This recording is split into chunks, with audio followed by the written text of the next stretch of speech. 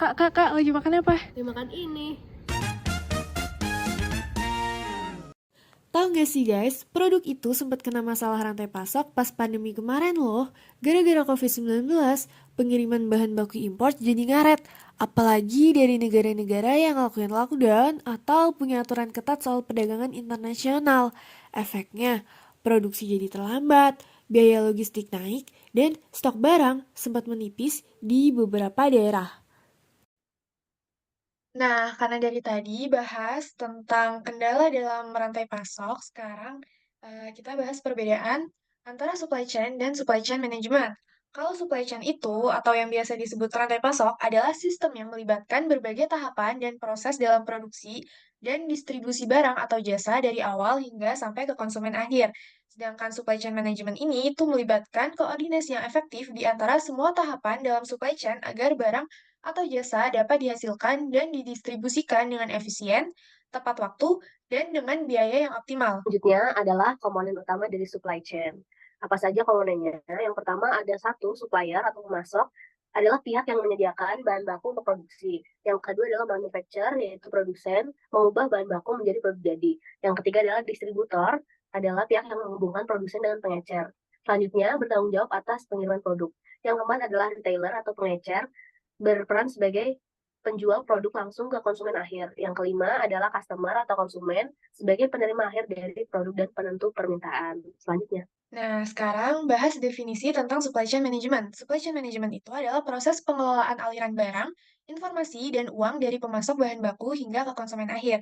Tujuan utamanya adalah meningkatkan efisiensi, mengurangi biaya, serta memastikan kualitas produk dan layanan yang konsisten. Selanjutnya adalah komponen dasar dari supply chain management. Yang pertama adalah perencanaan atau planning, yaitu menentukan kebutuhan dan merencanakan produksi, serta distribusi agar sesuai dengan permintaan pasar.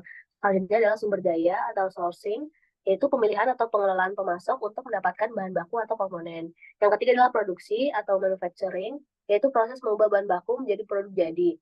Yang keempat adalah distribusi atau delivery, pengelolaan logistik untuk mengirim produk ke pelanggan atau pengecer. Selanjutnya adalah pengembalian atau return, yaitu pengelolaan produk cacat, pengembalian pelanggan, atau daur ulang. Selanjutnya. Nah, model transaksi dalam supply chain management itu ada business to business, yaitu transaksi antara perusahaan yang fokus pada pengadaan, logistik, dan manajemen inventaris. Lalu ada business to consumer, yaitu transaksi langsung antara bisnis dan konsumen akhir yang fokus pada distribusi, pemasaran, dan layanan pelanggan. Terus ada consumer to consumer, yaitu transaksi antara konsumen melalui platform online yang fokus pada penjualan barang bekas dan pertukaran.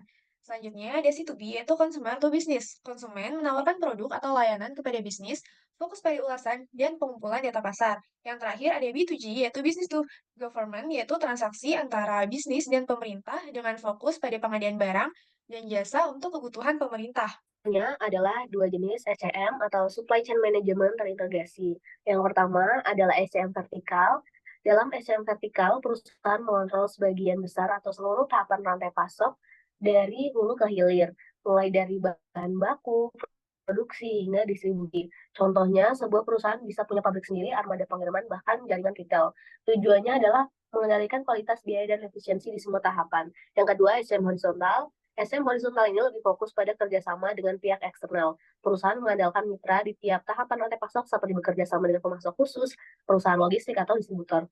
Jadi, setiap tahap ditangani oleh pihak yang berbeda dengan keahliannya masing-masing, dengan fokus pada spesialisasi dan efisiensi dalam tugas tertentu. Nah, manfaat supply chain management itu ada kepuasan konsumen, meningkatkan pendapatan, menurunkan biaya, pemanfaatan aset semakin tinggi, peningkatan laba, dan perusahaan semakin besar. Selanjutnya, untuk meningkatkan pemahaman tentang supply chain management, kita bikin analogi tentang membayangkan supply chain management sebagai sebuah restoran. Yang pertama adalah pengadaan. Restoran membeli bahan baku dari pemasok seperti sayuran dan daging. Selanjutnya adalah produksi. Koki atau chef mengolah bahan baku menjadi makanan siap saji. Selanjutnya adalah persediaan. Menjaga stok bahan agar cukup tanpa kelebihan ataupun kekurangan. Selanjutnya adalah logistik, yaitu mengantar makanan dari dapur ke meja pelanggan. Selanjutnya adalah pelayanan, menjaga kepuasan pelanggan agar mereka datang kembali ke restoran. Jadi, itu tadi gambaran tentang supply chain management. Intinya, itu semua terhubung dari awal hingga akhir. Semoga video ini bermanfaat ya.